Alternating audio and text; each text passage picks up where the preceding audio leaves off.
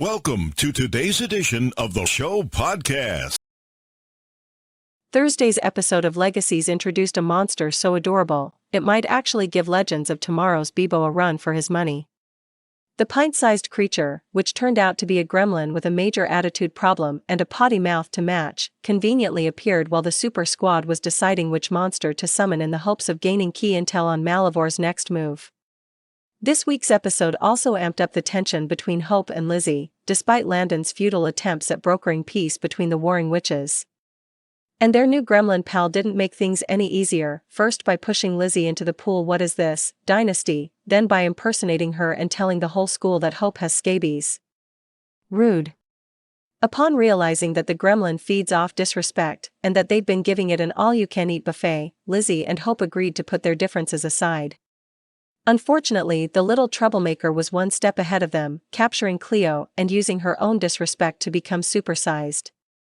Needless to say, it took a lot of reluctant respect on both Hope and Lizzie's parts to bring the overgrown monster back down to size. Did its gross final form remind anyone else of the baby Antichrist from that South Park Christmas episode, seen here? No, just me? Okay.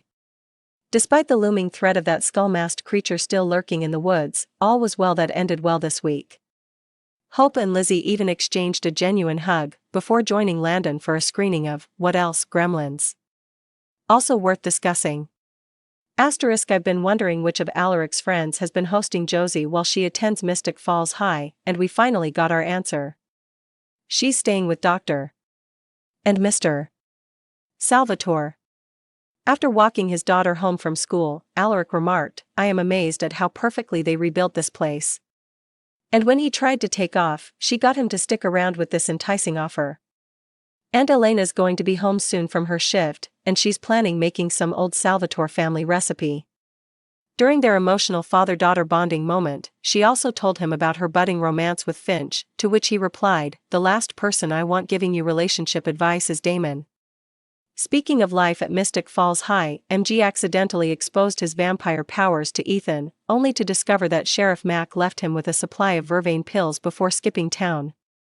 So MG was forced to play the waiting game, during which he and Ethan struck up an unlikely friendship, bonding over comic books, as well as their mutual feelings of displacement and inadequacy. It was all very sweet. Also sweet? Whatever's happening between Caleb and Cleo. I especially liked that she basically not now, Dana D him when he first flirted with her in the library. "Ask again when our lives are not in jeopardy," she said. Finally, a character on this show whose hormones don't cloud their judgment. I loved when Lizzie laughed off the existence of genies. It's too bad she has no memory of that episode, because it was one of my favorites. So much fun stuff happened this week, I barely even processed that final twist.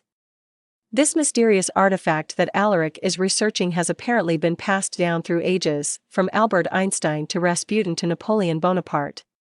And as that flashback to 1933 Belgium suggests, Hitler? It was a lot.